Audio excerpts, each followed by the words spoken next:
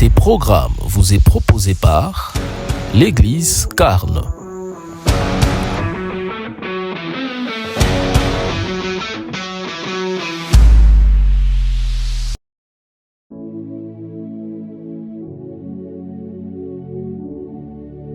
Fautech, toute écriture est inspirée des dieux.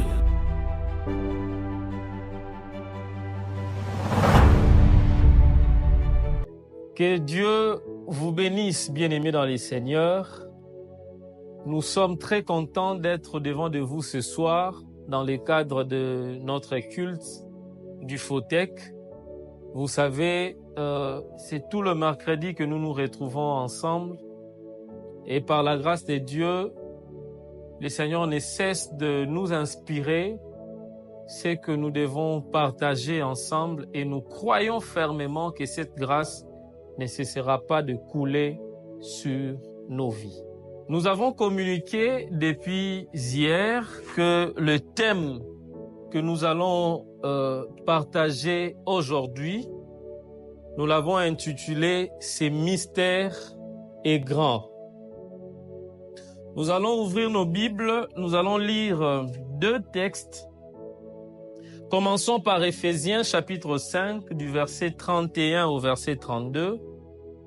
Ensuite, nous allons lire 1 Timothée chapitre 3, le verset 16. Je lis Éphésiens chapitre 5 du 31 au 32e verset. La Bible dit: c'est pourquoi l'homme quittera son père et sa mère pour s'attacher à sa femme, et les deux deviendront une seule chair.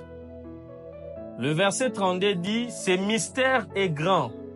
J'ai dit cela par rapport à Christ et à l'Église. Lisons 1 Timothée chapitre 3. 1 Timothée chapitre 3, le verset 16. La Bible dit ceci: et il faut avouer que le mystère de la piété est grand. Celui qui a été manifesté en chair, justifié en esprit, est apparu aux anges, a été prêché parmi les nations, a été cru dans les mondes et a été élevé dans la gloire. Voici donc les deux textes principaux que nous allons utiliser pour parler autour de ces thèmes, ces mystères et grands. Dans Éphésiens chapitre 5 où nous venons de lire, si vous commencez déjà au verset 22, vous allez voir l'apôtre Paul qui est en train de donner des différentes orientations ou des différentes directives sur la manière dont doit se comporter la femme et la manière dont doit se comporter l'homme. C'est-à-dire, il est en train de s'adresser au couple marié.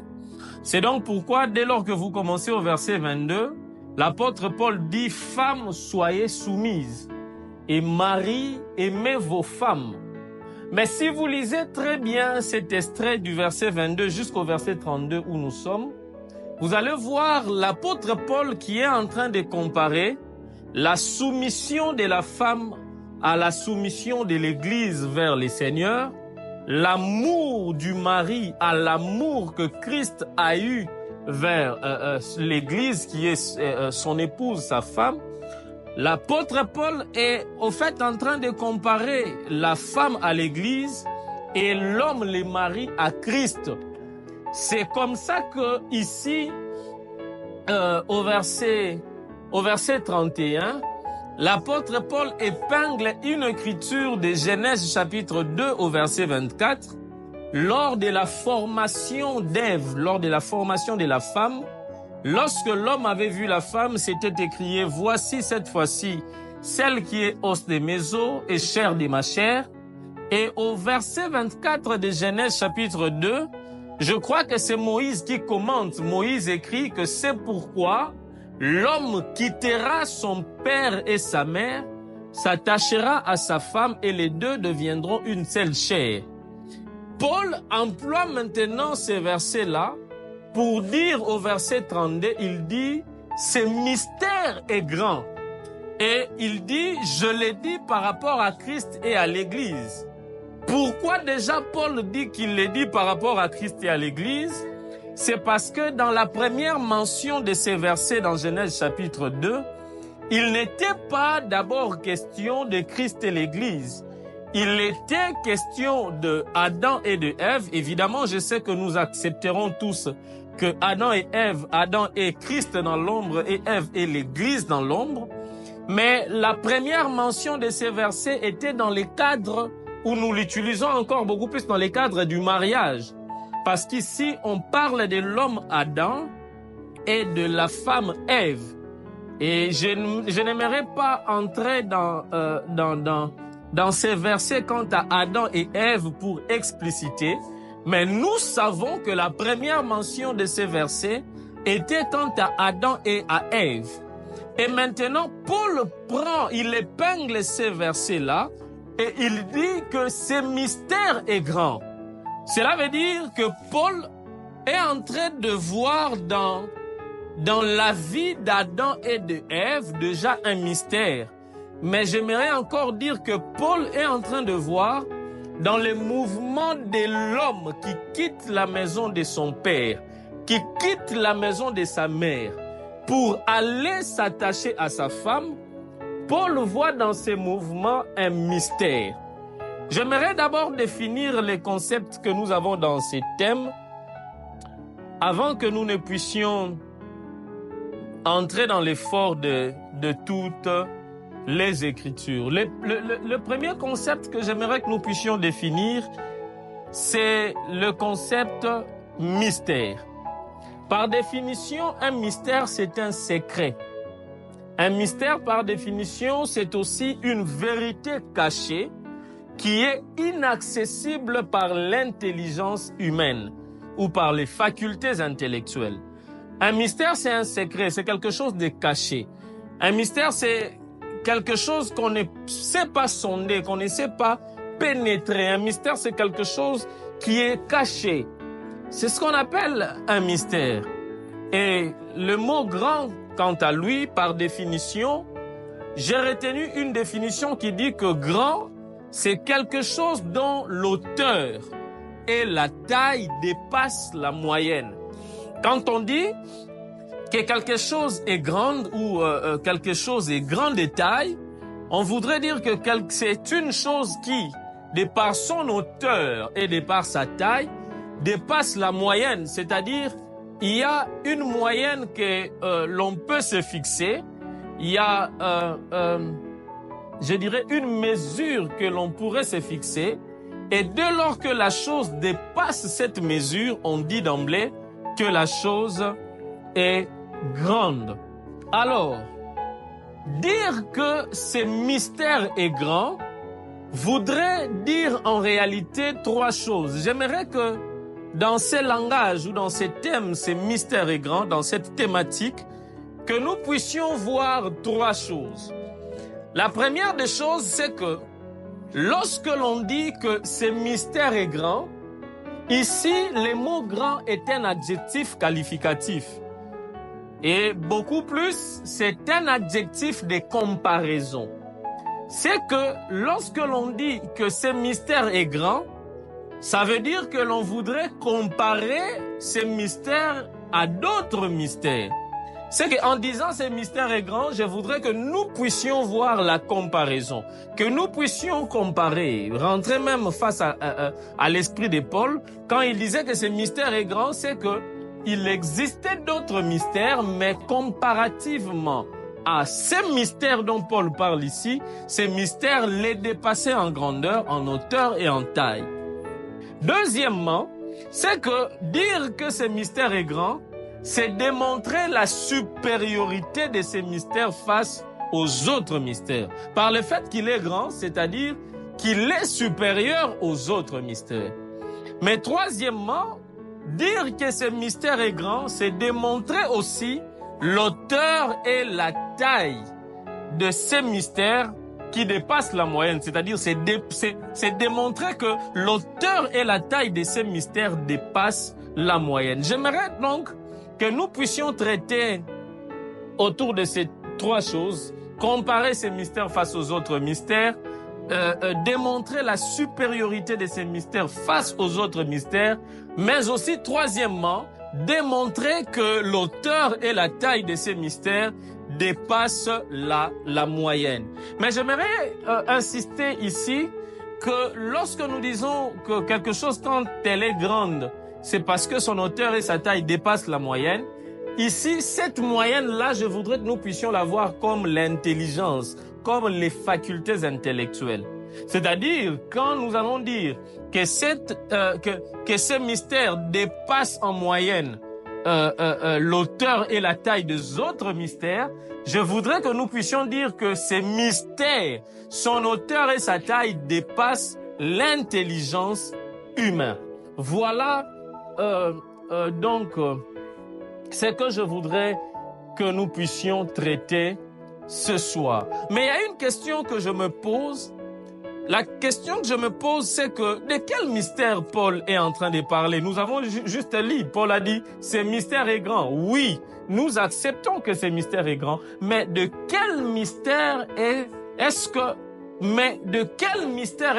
Paul est en train de parler? S'il faut répondre, je dirais que le mystère dont Paul parle ici, il parle du mystère de la piété. C'est le mystère dont il a parlé dans 1 Timothée chapitre 3 au verset 16. Dans 1 Timothée 3, 16, la version Louis II dit « Et sans contredit, le mystère de la piété est grand. » Et sans contredit, ce mystère est grand. Le mystère de la piété dont Paul parle ici, au fait, il est en train de parler du mystère de l'apparition de Dieu en forme humaine. Il est en train de parler du mystère selon lequel Dieu, le grand Dieu, le créateur du ciel, des cieux et de la terre, a apparu, a pris une forme d'homme, a revêtu cette chair d'homme afin de pouvoir descendre sur la terre pour sauver les hommes. C'est ce mystère-là que Paul qualifie de grand. Les mystères grands que nous voudrions étudier ce soir, c'est le mystère de l'apparition de Dieu. C'est le mystère de l'apparition de Christ, Dieu qui a quitté le ciel, qui a laissé sa gloire, qui a revêtu une chair d'homme et un corps d'homme pour pouvoir sauver. C'est ces mystères-là que Paul dit ici que ce mystère est grand. Et ce qui me préoccupe le plus, c'est que Paul commence à voir ces mystères dans Genèse chapitre 2 au verset 24. Là où nous avons lu Genèse 2, 24, la Bible dit que l'homme quittera son père et sa mère, s'attachera à sa femme et les deux deviendront une seule chair. Mais Paul commence à voir les grands mystères dans ces mouvements-là. Il voit les grands mystères dans le mouvement de l'homme qui quitte le toit de ses parents, qui va chercher sa femme pour que les deux deviennent une seule chair. C'est comme si Paul est en train de voir la même chose que Salomon. Parce que de la même manière que Paul voit dans ces mouvements de l'homme vers la femme un grand mystère, Salomon lui aussi avait vu dans les mouvements de l'homme vers la femme quelque chose qui l'étonnait. Lisons Proverbe chapitre 30, le verset 19. Proverbe chapitre 30, le verset 19. La Bible dit ceci, commençons au verset 18, la Bible dit « Il y a 3 choses qui sont au-dessus de ma portée, même 4 que je ne connais pas.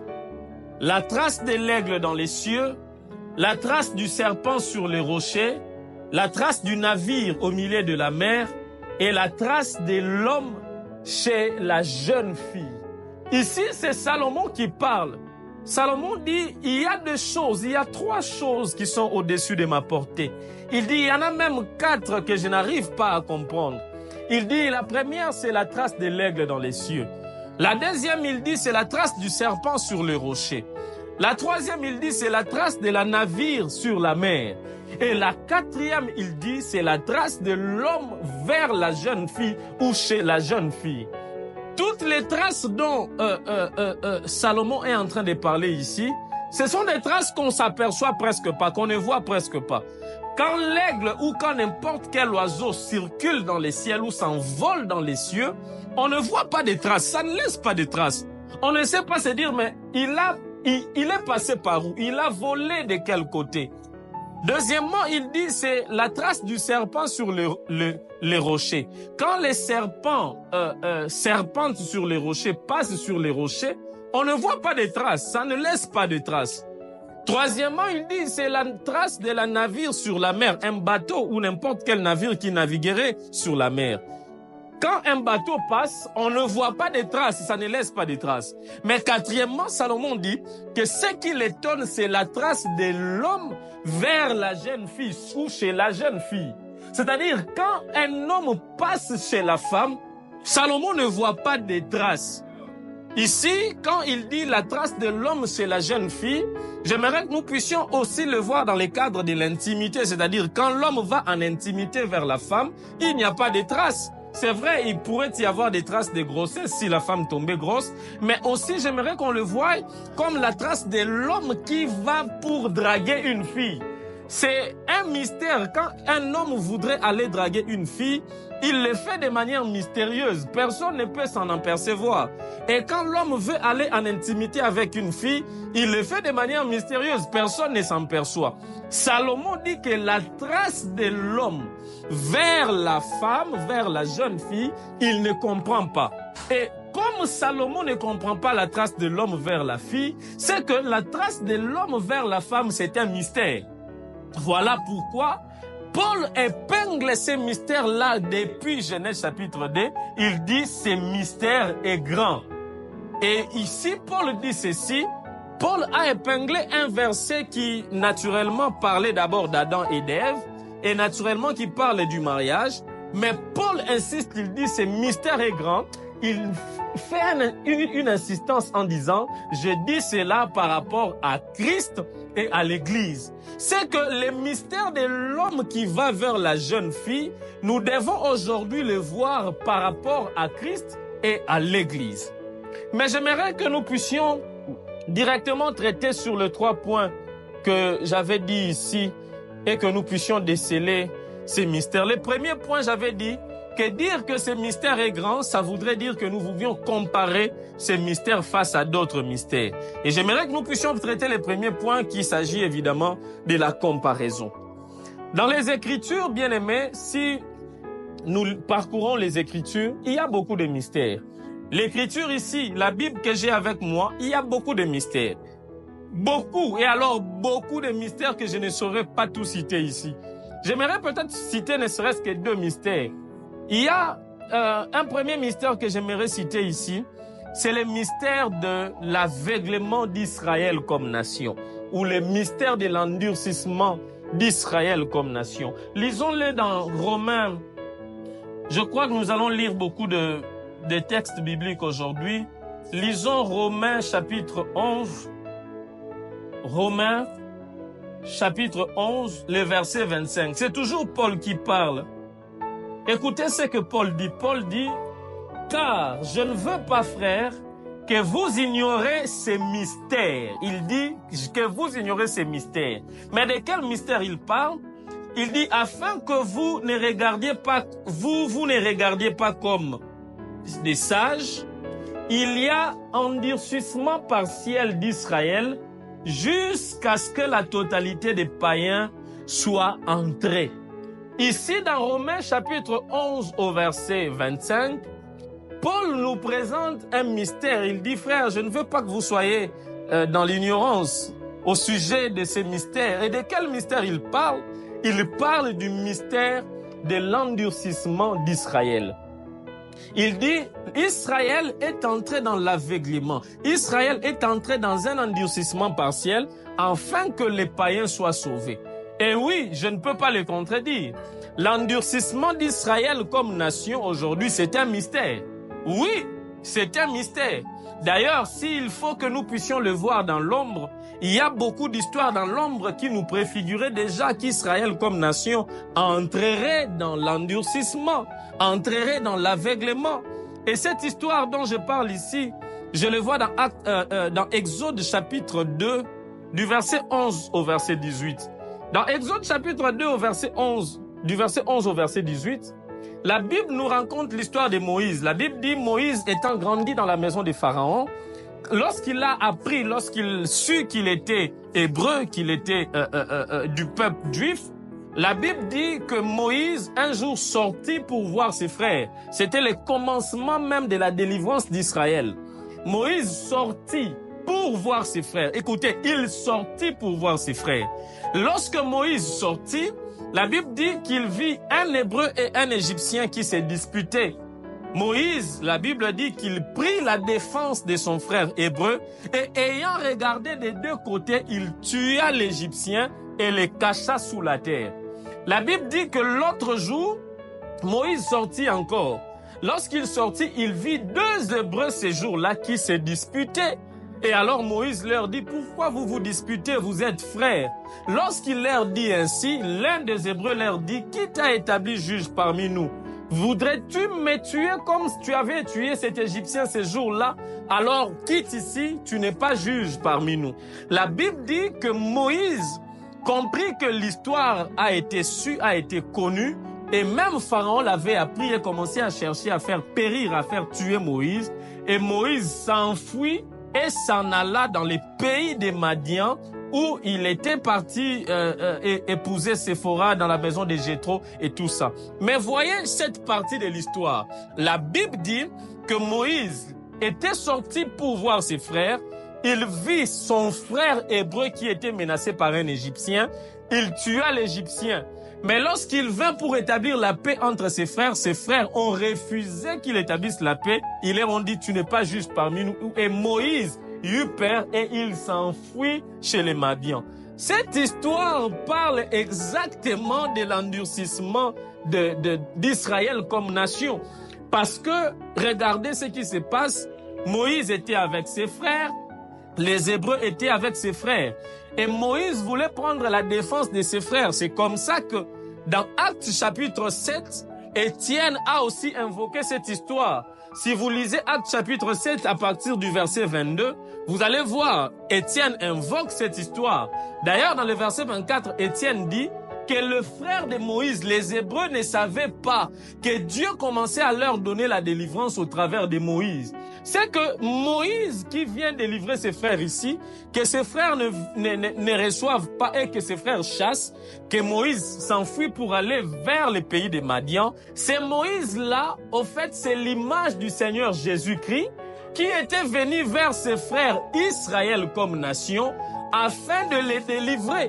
Mais Israël n'avait pas reçu le Seigneur. C'est comme ça que dans Jean chapitre 1, au verset 12, la Bible dit qu'elle est venue chez les siens, mais les siens ne l'ont point reçue.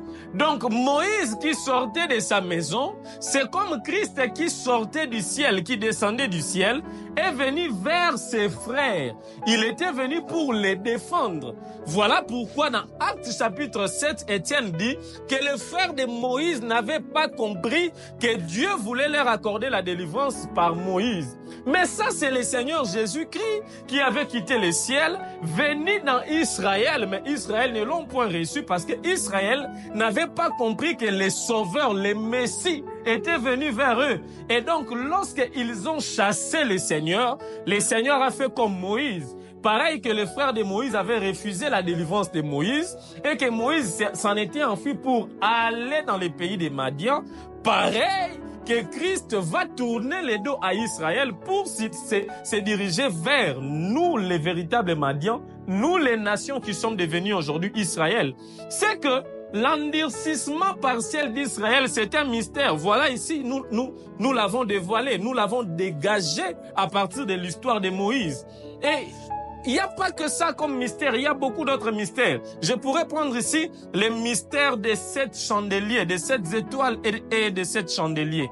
Parce que quand je parle du mystère de l'endurcissement d'Israël, ça peut facilement m'amener au mystère des 7 chandeliers et des 7 étoiles.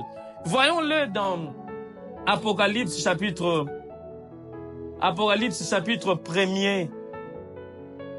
J'avais dit qu'aujourd'hui, nous allons beaucoup lire parce que nous allons dégager beaucoup de choses aussi. Apocalypse chapitre 1er, Lisons les versets 12 et le verset 13 et puis nous allons lire les versets 20. La Bible dit, « Je me retournai pour découvrir la voix qui me parlait. Après m'être retourné, je vis 7 chandeliers d'or. Et au milieu des chandeliers, c'est-à-dire au milieu de ces 7 chandeliers, quelqu'un qui ressemblait à un fils d'homme. Il était vêtu d'une longue robe et portait une ceinture d'or sur sa poitrine. » Le verset 20 dit, « Quant au mystère des 7 étoiles que tu as vues dans ma main droite et aux 7 chandeliers d'or, les 7 étoiles sont les 7 anges des 7 églises et les 7 chandeliers sont les 7 églises. » Ici, on nous révèle un mystère, c'est le mystère des 7 chandeliers. Et le Seigneur dit à Jean que les 7 chandeliers que tu as vus, ce sont les 7 églises. Mais ça aussi, c'est un mystère. Revenons toujours dans la même histoire d'Exode chapitre 2. La Bible dit que lorsque Moïse s'est enfui, lorsqu'il a laissé ses frères et qu'il s'est enfui dans les pays des Madian, la Bible dit que Moïse étant arrivé sur la terre des Madian, il vit 7 filles. Il vit 7 filles parce que la Bible dit qu'il y avait un sacrificateur du nom de Jéthro qui était sacrificateur des Madian et qui avait 7 filles. La Bible dit que Moïse vit les 7 filles de Jéthro qui venaient puiser de l'eau. Malheureusement, lorsque ces 7 filles venaient puiser de l'eau, la Bible dit que les bergers étaient aussi venus puiser de l'eau et les bergers ne voulaient pas que les filles de Jéthro puissent puiser de l'eau.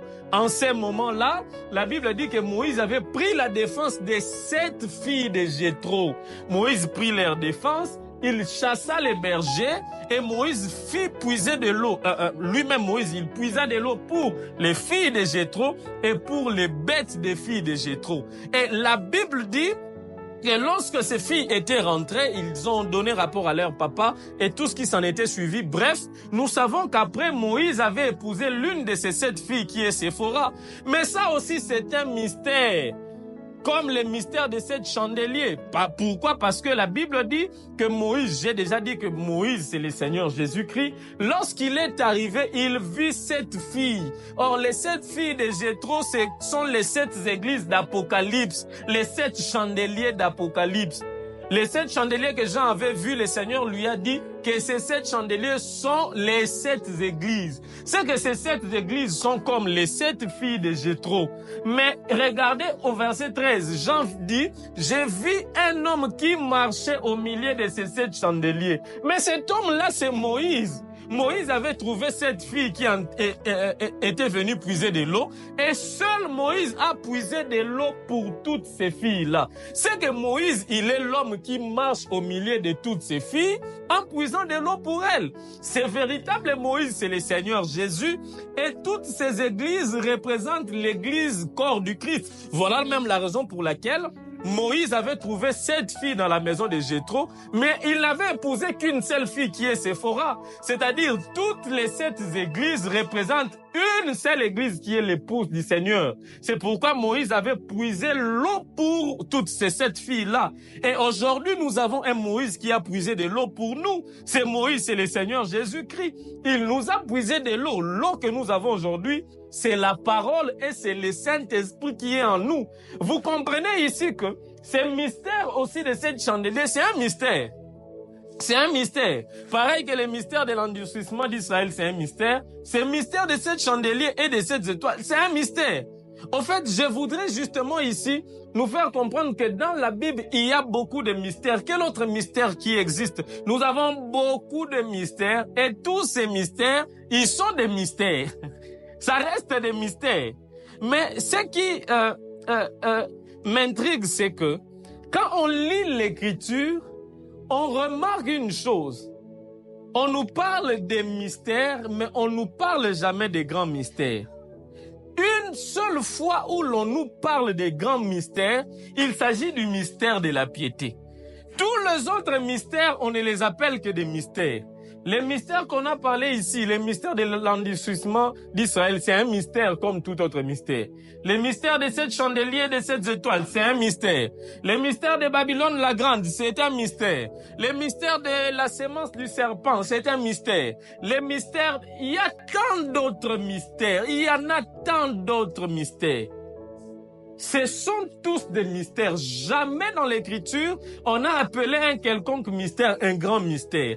La seule fois où on a appelé, où on a dit que ce mystère est grand, c'est là où nous avons lu dans Ephésiens 5:32 et dans 1 Timothée chapitre 3 verset 16. Et toutes les deux places où on parle des grands mystères, il ne s'agit au fait que d'un seul mystère. Et quel est ce mystère? C'est le mystère de l'apparition du Christ. Le fait que Dieu a quitté son trône, a quitté le ciel, a pris un corps d'homme pour venir sauver l'humanité.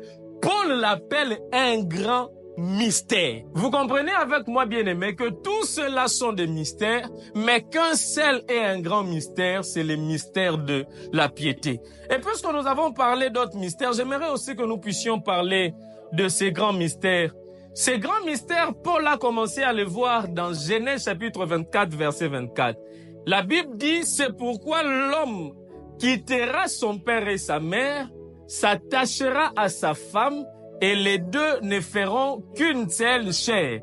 C'est que dans ces mystères, nous devons voir un homme, parce qu'on parle d'abord de l'homme, mais nous devons aussi voir les pères et la mère de l'homme, parce que la Bible dit que l'homme quittera son père et sa mère. Mais nous devons aussi voir la femme de l'homme, parce que la Bible dit que les deux ne feront qu'une seule chair. Il s'attachera à sa femme et les deux ne feront qu'une seule chair.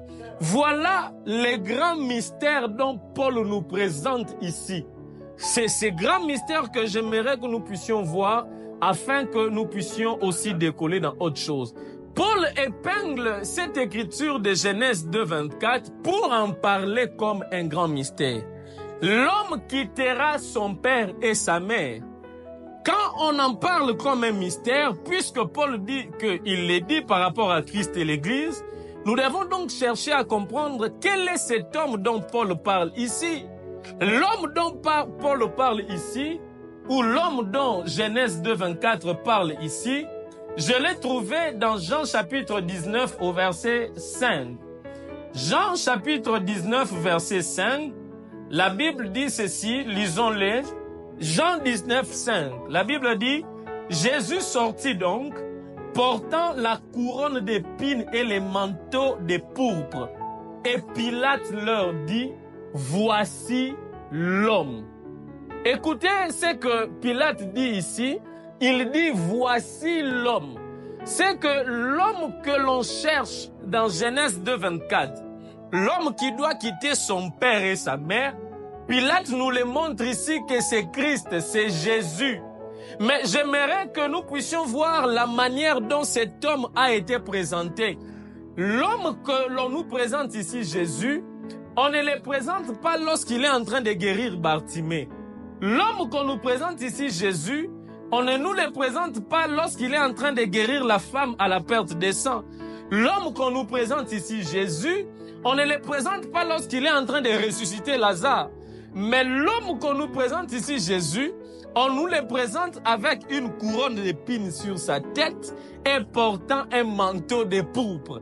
C'est que si on veut parler de l'homme qui quittera son père et sa mère, on doit voir dans cet homme une couronne d'épines sur sa tête et un manteau de pourpre sur son corps. Qu'est-ce que la couronne d'épines qui était sur la tête de Jésus? Cette couronne d'épines n'est rien d'autre que la malédiction que le Seigneur avait dite à la terre dans Genèse chapitre 3, lorsque Adam avait péché. La Bible dit dans Genèse 3 au verset 17, du verset 17 au verset 18, la Bible dit que Dieu avait maudit le sol. Dieu a dit à Adam que désormais, à partir d'aujourd'hui, le sol te produira des ronces et des épines. C'est que le fait que le sol produise des ronces et des épines, c'était toute une malédiction pour le sol, pour la terre. Mais maintenant, ce jour-là, on a retrouvé sur la tête de Jésus une couronne d'épines. Cela voudrait dire que Jésus avait porté la malédiction de l'homme. Parce que il ne faut pas oublier que l'homme a été tiré de la terre. C'est que quand on disait que la terre produira des ronces et des épines, cette malédiction était sur l'homme. c'est que quand on retrouve la couronne des épines, les épines que devait produire la terre, on la retrouve sur la tête de Jésus. Ça veut dire que Jésus avait porté la malédiction du péché de l'homme sur lui. Mais on n'a pas que retrouvé une couronne d'épines sur la tête de Jésus, on a aussi retrouvé sur son corps un manteau de pourpre. Or, la couleur pourpre était la couleur que les rois portaient et les dignitaires portaient. C'est que quand Jésus mettait sur son corps un manteau de pourpre, ça voulait exactement dire que Jésus était un roi et que Jésus était un dignitaire. C'est que l'homme qu'on nous présente ici, Jésus, il est le roi et il est digne. C'est-à-dire l'homme qu'on présente Jésus ici, ayant sur sa tête la couronne d'épines et portant un manteau de pourpre, c'est-à-dire Jésus était l'homme digne et le roi digne de porter la malédiction des péchés de l'humanité sur lui. C'est que le véritable homme qui doit quitter son père et sa mère, c'est l'homme qu'on nous présente dans Genèse chapitre 19 verset 5. C'est Jésus qui est le roi, qui est digne et qui porte sur lui la souffrance ou les péchés de l'humanité. Mais l'Écriture disait que l'homme quittera son père et sa mère. Ici, nous devons comprendre qui est le père de Jésus et qui est la mère de Jésus. Le père de Jésus, je le dirai sans réserve, c'est Dieu dans sa dispensation du Père. Oui, je le dis sans réserve ici, parce que ces jours-là sur la croix, dans dans Matthieu chapitre 27 au verset 46, lorsque le Seigneur voulait rendre l'âme, le Seigneur disait Eloi, Eloi, lama sabachthani. Cela veut dire mon Père, mon Père. Pourquoi m'as-tu abandonné? Lui-même appelait son Père son Père. C'est que le Père pour Christ, c'était lui-même Christ dans sa dispensation de Père. Sans oublier que cette dispensation dont on parle de Jésus, c'est sa dispensation de Fils. C'est que son Père, c'était lui dans sa dispensation du Père. Et qui était la mère de Jésus? La mère de Jésus n'est rien d'autre sinon que l'éternité. Parce qu'il ne faut jamais oublier que l'éternité est aussi notre mère. C'est la raison pour laquelle dans Jérémie, par exemple, dans Jérémie chapitre 1, lorsque Dieu disait à Jérémie que lorsque tu étais encore dans les ventres de ta mère, je te connaissais, nous croyons que ce ventre de la mère, c'est le ventre de sa mère biologique, mais nous croyons aussi que le ventre de la mère, c'est l'éternité. C'est que l'homme quittera son père et sa mère, voudrait dire Jésus, l'homme, qui laissera son père, c'est-à-dire sa dispensation du Père, et sa mère qui est l'éternité, le ciel, et s'attachera à sa femme. Or, qui est sa femme? Sa femme n'est rien d'autre que l'Église. C'est pourquoi dans Colossiens chapitre 1 au verset 18, la Bible dit que Christ est la tête du corps qu'est l'Église. Écoutez, il est la tête du corps qu'est l'Église. C'est-à-dire, nous, l'Église, nous sommes le corps et lui, il est la tête. Or, la tête étant l'homme, il devait quitter son père et sa mère pour s'attacher à nous. Cela voudrait dire d'une certaine manière que Christ était une tête qui n'avait pas de corps. Évidemment, il était une tête qui n'avait pas de corps. C'est pourquoi dans les livres de Marc, Christ disait que le Fils de l'homme n'a pas d'endroit où poser sa tête. S'il faut qu'on le dise en français, on dira que Jésus n'avait pas de lieu où dormir. J'ai dit oui, merci aux Français, mais je l'accepte aussi dans la révélation. Parce que Christ, lui, il est la tête, selon Colossiens 1,18, du corps qu'est l'Église. C'est-à-dire, pendant son temps de vie ici sur terre, tant qu'il n'était pas encore mort et ressuscité, et que l'Église n'était pas encore formée, Christ comme la tête, il n'avait pas d'endroit où il pouvait se poser comme la tête, parce que l'Église qui est le corps n'était pas encore formée. Ça voudrait maintenant dire que l'homme qui est la tête quittera son père qui est la dispensation du Père et sa mère qui est l'éternité pour venir s'attacher à sa femme qui est le corps, qui est l'Église. Voilà la raison pour laquelle aujourd'hui, Christ est la tête du corps qu'est l'Église. Voilà le grand mystère que Paul veut nous montrer ici. C'est le mystère de la tête qui a quitté le ciel, qui a quitté l'éternité et qui est venu s'attacher à nous qui sommes l'Église. Voilà s'il faut faire la comparaison de ces mystères face à d'autres mystères. Mais rapidement, ce que nous devons maintenant voir, c'est le deuxième point quant à la supériorité. Parce que nous avons dit, si nous disons que ce mystère est grand, ça veut dire que ce mystère est supérieur face aux autres mystères. En quoi est-ce que ce mystère est supérieur face aux autres mystères? J'ai deux réponses que je vais donner rapidement. La première réponse, c'est que ce mystère est grand par rapport aux autres mystères parce que ce mystère avait fait l'objet des recherches et des investigations. Si nous lisons dans 1 Pierre chapitre 1, à partir du verset 10 jusqu'au verset 12, la Bible dit que les prophètes qui ont prophétisé touchant la grâce avaient fait de ce jour, avaient fait de cette grâce l'objet de leurs recherches et de leurs investigations. La venue du Christ sur le monde, la révélation ou la manifestation de ces grands mystères, ces grands mystères dont nous parlons, les mystères de Dieu qui révèle la chair d'homme, les mystères de Dieu qui s'est fait homme pour sauver l'humanité. La Bible dit que les prophètes de l'ancienne alliance qui ont prophétisé touchant la grâce avaient fait de ces mystères l'objet de leurs recherches et de leurs investigations. Mais si nous lisons l'Écriture nous renseigne qu'aucun autre mystère n'avait fait l'objet de recherches et d'investigations. Seuls les mystères de la venue du Christ avaient fait l'objet de recherches et d'investigations. C'est donc pourquoi beaucoup de prophètes avaient prophétisé sur la venue du Christ. Voyez par exemple Ésaïe. Ésaïe a prophétisé dans Ésaïe chapitre 7 au verset 14. Ésaïe a prophétisé, Ésaïe a dit que le Seigneur lui-même vous donnera un signe. La Vierge sera enceinte, elle enfantera un fils et vous lui donnerez le nom d'Emmanuel, ce qui veut dire Dieu parmi nous.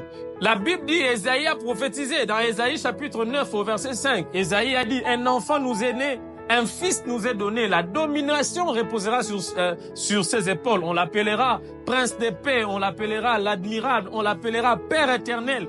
Toutes ces prophéties, c'était des investigations qu'il faisait, voulant toucher la grâce. Mais ils n'ont pas vu ces jours-là.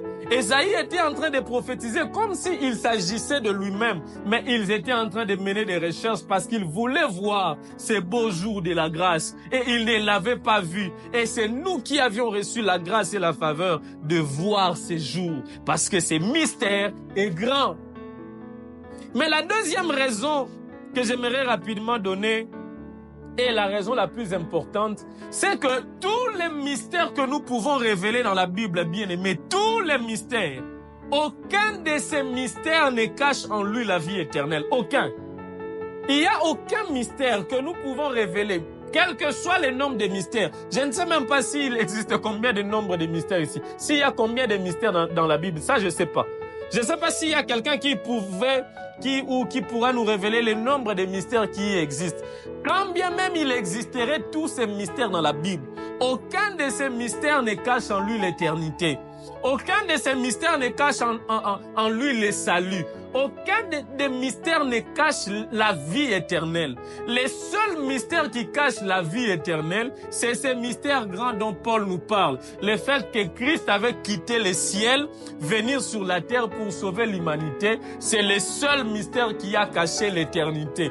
Et c'est la raison pour laquelle ce mystère est réputé de grand parce qu'il est l'unique et le seul mystère qui cache en lui la vie éternelle. C'est que si aujourd'hui nous sommes sauvés, nous ne sommes pas sauvés à cause du mystère de 7 sceaux. Nous ne sommes pas sauvés à cause du mystère de je ne sais pas quoi. Nous sommes sauvés à cause de la révélation du grand mystère qui est l'apparition de Dieu en forme d'homme pour sauver l'humanité. Voilà les deux raisons qui font que ces mystères soient grands, qui font que ces mystères soient supérieurs aux autres mystères. Mais la plus grande de ces raisons, c'est l'éternité. Troisièmement, nous avons dit que si nous disons que ce mystère est grand, c'est parce que l'auteur et la taille de ces mystères dépassent la moyenne. J'ai dit ici que la moyenne, s'il faut le dire, nous voyons la moyenne ici comme l'intelligence. C'est-à-dire que ces grands mystères, c'est les mystères qui dépassent l'intelligence des hommes. Bien aimé, le mystère de la piété est grand parce que ça dépasse l'intelligence des hommes. L'apparition de Dieu en forme d'homme est grand parce que l'intelligence ne peut pas l'expliquer. La venue du Seigneur Jésus-Christ sur la terre est grande parce que nos intelligences ne peuvent en rien expliquer ces mystères. Figurez-vous que déjà, pour introduire ces mystères, Christ a commencé à venir sur la terre des hommes en naissant non par l'intervention de l'homme. Christ est né juste par la puissance du Saint-Esprit. C'était pas une relation intime entre Joseph et Marie pour que Christ ne puisse naître. Christ est né comme ça. Yesu abotama papa mama basangani te abotami na nguya molimo santu. Elo moko ezolegela mayela batu. Elo moko otilelo batu bakoka ko expliquer te. Mwana ko botama neni, mwana ko kota na libuma mama ndenge nini. Lelo intelligence artificielle bazo sala nyonso pour que moi si azwazemi sans que bakuta na mobali. Mais même quand ils font ça, ba utiliser toujours semence à mobali bazui yango ba injecter na kati ya mwasi. Siko Marie ba injecter semence à mobali morote angelu ya nzamba bimelie abisi okokoma na zemi. Yesu abotama de la manière la plus compliquée au moins to expliquer ngo ezate. Ce qui fait de ces mystères grands, c'est parce que la moyenne ya maele na biso. Ce mystère va au-delà ya maele na biso. Ce mystère va au-delà ya obiso to yebeli. Na ne to tangela na ba classe, na ne to tangela na ne ba ndeko basala médecine batangela, moi na po botama il faut semence à mobali ezala. Siko Yesu abotama semence ya papa ezala te, mais Christ est né. Et voyez ce qu'a été la vie du Christ. Voyez ce qu'a été sa mort, mais voyez ce qu'a été sa résurrection. C'est ce qui dépasse de plus l'intelligence humaine. Bien aimé, monsieur Tobito Vanda, Tobandolobela, vie à Yesu, Koufana Lise Kwanae, Maïle, mon côté, et Kokokaku expliquant.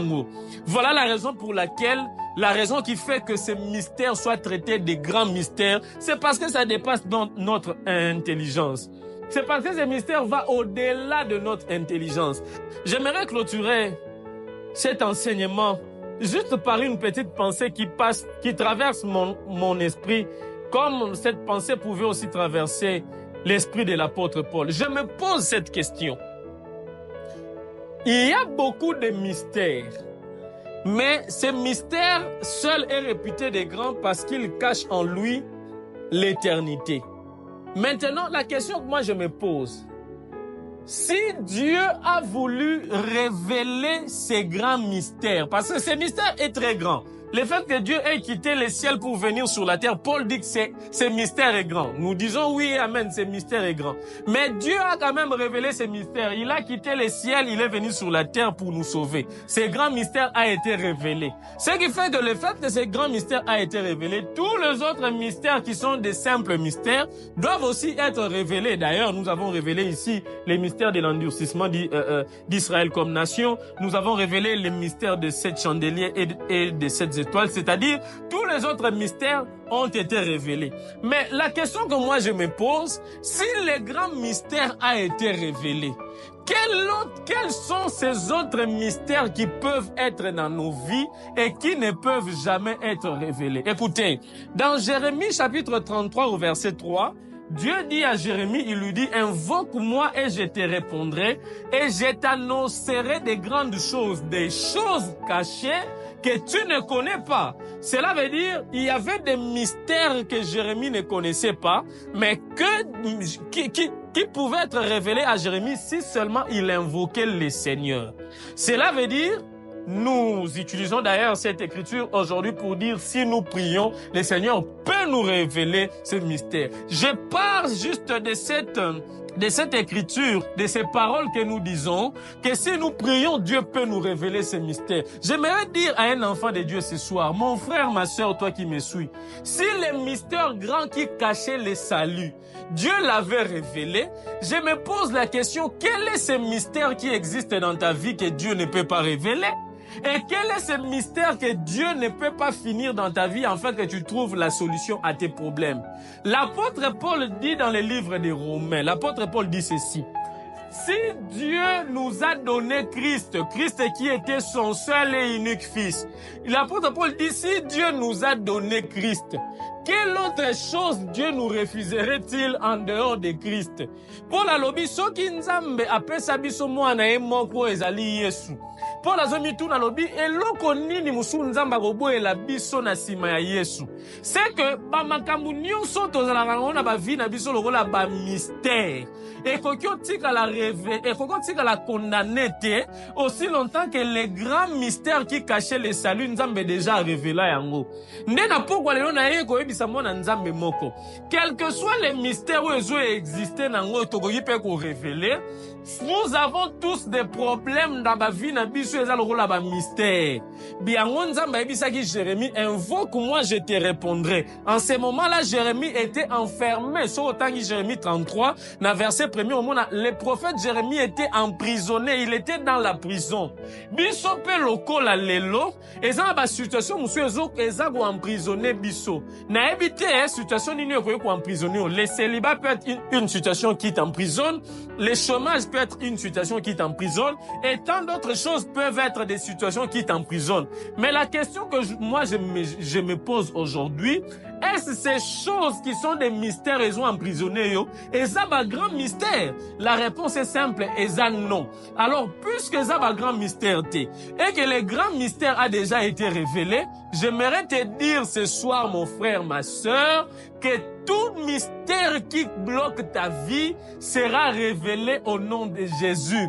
J'étais venu te prêcher d'abord pour te faire comprendre qu'il y a un grand mystère qui existe, c'est que Dieu a quitté son trône pour venir nous sauver. Aujourd'hui, nous avons l'obligation de dire merci à Jésus, de l'adorer, de le louer, de le célébrer parce qu'il a laissé son trône de gloire pour nous donner la vie éternelle. Mais j'étais aussi venu pour te dire, toi qui me suis, sache qu'il n'y a aucune chose qui pourra résister à ta vie comme mystère. Sache que il n'y a aucune domination, il n'y a aucune force et aucune puissance qui peut dominer sur ta vie comme un mystère. Parce que les grands mystères qui cachaient la vie et l'éternité a déjà été révélés. Je me pose la question, si Dieu nous avait donné Christ, qui était son seul bien, son seul fils, qui était son seul mystère, Dieu nous l'a révélé. Quel est alors ce mystère que Dieu ne peut pas révéler dans ta vie? Quel est ce mystère de votre famille que Dieu ne peut pas révéler dans ta vie? Quel est ce mystère de votre quartier que Dieu ne peut pas révéler dans ta vie? Christ qui était le mystère qui cachait l'éternité, Dieu l'a révélé. Et sache que comme Christ a été révélé, Paul l'a dit dans le Romain, Paul a dit si Dieu nous a donné Christ, quelle autre chose le Seigneur nous refusera par son Fils? Libala soki eza mystère pona yo. Na linga na bisoke mystère munene de aba dévoilango. Ba mystère nyonso mike za rasu caché te comment de dévoiler. Le grand mystère déjà comment dévoiler, c'est que ba petit mystère compliqué ba vie na biso lelo. Soko ye barate na linga rassurer le la mwana nzambe que ça déjà dévoilé. C'est que la chose importante pona yo au sala, yeba que oza le la Jérémie.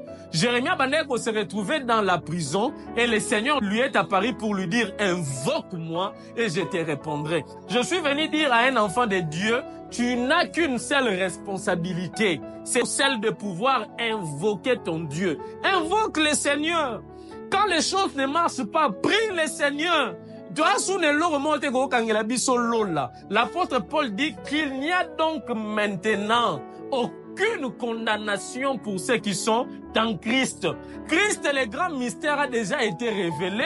Nous n'avons plus de condamnation. Les mystères de nos familles, les mystères des coutumes ou tout autre mystère n'ont rien à voir sur nous parce que ce sont des mini-mystères, des petits mystères comme ça. Et le grand mystère a déjà été révélé. J'aimerais dire à un enfant de Dieu que toi, ta responsabilité, c'est de prier. Chose, on se retrouver dans une prison comme Jérémie.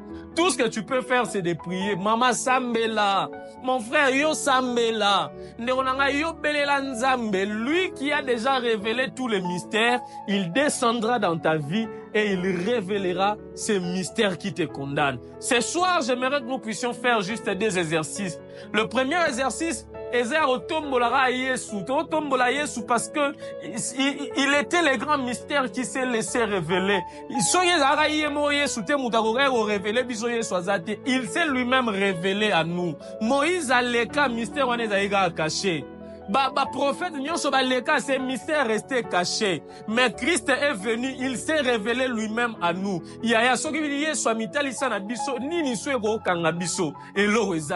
Alors on a pourquoi le biso to tombola Yesu parce qu'il s'est révélé liboso na biso logo la nzambe vena pourquoi le loto zo ba décision tozo déclarer pe tozo tatola que loko go kanga biso lisusu te. Ce soir nous allons tous confesser et dire rien ne me retiendra parce que Christ s'est révélé en moi et donc tout ce qui est comme ténèbres en moi ne pourra plus me retenir. Est-ce que nous pouvons prier dans le nom du Seigneur Jésus?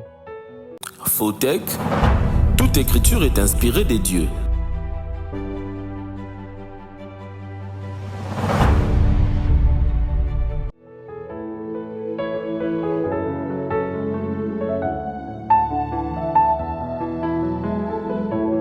Que nous tous, nous soyons énormément bénis. Alors, soyez bénis et à ce mercredi, à la bénédiction du Père. Ces programmes vous est proposé par l'Église Carne.